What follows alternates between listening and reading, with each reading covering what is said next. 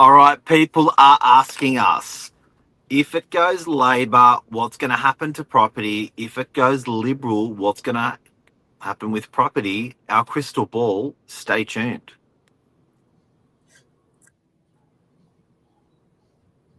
Oh, what happened?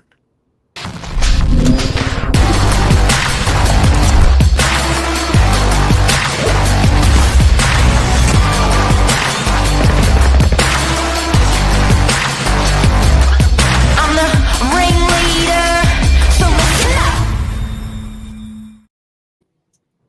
Morning. Mr. Wapshot, Hey, Mr. Novak. The Economist. That's right, hey. How are ya? Week. Yeah, good, mate. Yourself? Good. It's a big week. So Saturday night, is it? Is it Saturday night we get the result? Yeah, I believe so. The big count, all happening, and a lot of policy to talk about that's going to affect everyone at home, especially with real estate policy. Very exciting. A lot of promises been made by both parties. Yeah, there often is, isn't there? A lot of promises being made. Some of them property related. So it's pretty interesting. So we're real estate agents on the northern beaches of Sydney. So we're fortunate to be in, I'd say, probably a pretty balanced area.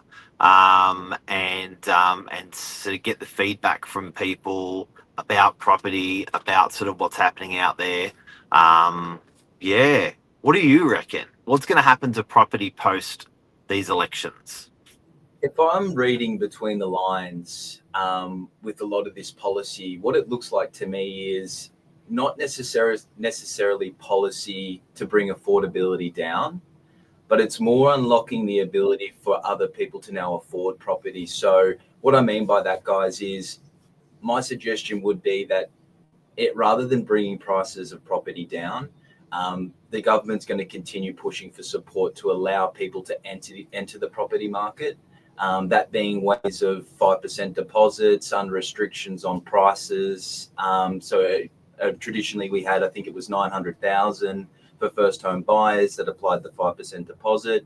Now Labor's thinking of unrestricting that. So based on, your earnings don't limit you and the price of the property doesn't limit you for the 5% deposit. So that's along with things like, superannuation to allow for deposits as well. So I think Liberals up to $50,000. There's equity sharing. First-time buyers don't know about being able to use their voluntary contributions with super as a deposit. So yeah, there's some. Sorry, keep going. Yeah, so I think that a lot of these policies, like the equity sharing, which is a big one, where basically the government takes responsibility of 40% of the purchase price, meaning that the purchaser, if they were purchasing $1 million property to make it easy, they would only be paying a mortgage on the first 5 years of $650,000. Yeah. So I think if you look at all this policy and you pull it all apart, it looks like property is going to continue the path it's been on for the last 10, 20, 30 years. And it's more going to be about unlocking ways for the public to enter these markets, which they couldn't before. For example, through lower deposits, access through super, government grants where they buy into the equity. So I'm actually pretty excited for the entry-level stock of real estate, as I think they're probably going to get the biggest assistance, that buyer pool. And obviously, guys, what that means is your traditional, you've got 10 people rocking up to your open home. Well, all of a sudden with these policies, that 10 becomes 20, 25 now, because people that couldn't afford it, didn't have the deposit, didn't have the ability to enter the market, are now getting those stepping stones to be able to. And we all know with a more competitive, more higher demand in a market, there's only one way the prices go, and that is up. So Liberal or Labor post Saturday night, they've got what they stand for, I guess, with Liberal and with Labor, what they stand for. But I guess what people are concerned with is the net result post that. So in I personally think that there's it's a little bit like a freight train. I think what Donald Trump has done politically has had a lot more change and momentum very early. That's really rare in our political system or in any political system to have so much change so early. I'm thinking it's going to be a little bit more floppy with both of the guys. It's not going to be violent, like what's happened in America that with changes. And the nice thing is, and I think sometimes with politics, you can cut off the head of the snake, but the whole body's still there, or you can get rid of the horse is the horse, and you just changing the jockey over. So I still think the majority of the momentum for if Labor stays in will stay how it is, or if Liberal comes in will be what we're used to. I don't think it'll be radical. That net effect. What do you think it's going to do to property prices? Yeah, like I said, I think it's only going to improve the market. I think a lot of the talk and policy is just about making things, opening up the market to more people, as opposed to bringing out supply. The tough thing about bringing on supply to a market is it generally takes 3-5 years to feel it, to feel any effect, if any effect at all. Because generally, we've got such a high migration rate. That's new DY, supply. Yeah, pardon? Yeah, that's new supply. Yeah, yeah, correct. Yeah, so I feel like even with both parties having that, $1 billion fund, and we're going to build 10,000 houses, all that talk, I really don't think that's going to have too much of an impact. I feel that we'll probably fill the seats up by the time they're built. We all know things take a long time too. A lot of red tape with your construction. It'd be yeah. good to see the government focus on that side of things of construction as opposed to anything else. I mean, we've seen some crazy statistics come out, even of developers nearby of what it costs to build a unit these days. All the rules, compliance, cost of resources. I mean, you'd think when they quoted 600,000 to build a square box, you're thinking of your traditional 5-bedroom house. That's not the case anymore. Yeah, as little as 5 years ago, 4 years And ago. it's like everything. I mean, if you're starting from, how do you make that any less expensive or affordable for people if the raw materials coming up to the finished product haven't changed, have only increased? I mean, there's talk of how many taxes are involved in the building process. They seem to say that taxes almost take up half of the build cost in a lot of houses. I've seen a report being done. So I think if there's to be a real impact on affordability, it's probably going to be on that side of the stick. What do you think, Mark? Yeah, look, I think it's pretty radical to if they're going to get rid of some taxes and some compliance, because compliance is adding to the cost. Look, yeah, probably unlikely. It seems like they're not focusing on that. They're focusing on delivering more stock. But it's like in our area, we speak to hundreds of developers over the course of a month, like the biggest guys in our area. And that's what they all say. It's just that doesn't work. This doesn't work. That doesn't work. As not that they don't have the money, not that they don't want to build, but they can't. They're too worried about coming out of the other end with nothing in their pocket, as in nothing. So it's like, why would we do it if there's no incentive? So it's going to be interesting, and things have to move for stock to be delivered to the northern beaches and to Sydney. Prices have to go up to make it economical for a developer to do that. Building costs have to go down. Compliance has to go down. Funding has to go down. They're all pretty hard needles to move. Yeah, it really is, and that's why I think we see what they're doing here with opening up these new avenues. They've sort of gone, yeah, that might be a bit tricky to move around. Let's open up this this bag of worms in the way of releasing super and things like that.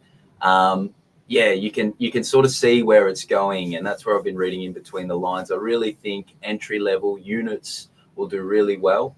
Yep. coming out post-election.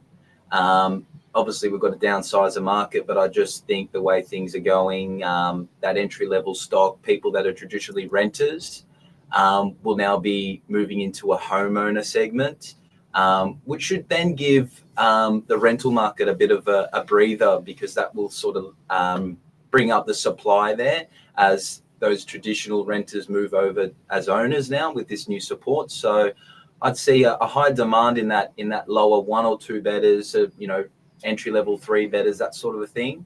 I think we'll do quite well post election. I know we all like to bag politicians, but I do have to say that this Minns fella, he's given it a red hot crack with the low to medium density introduction.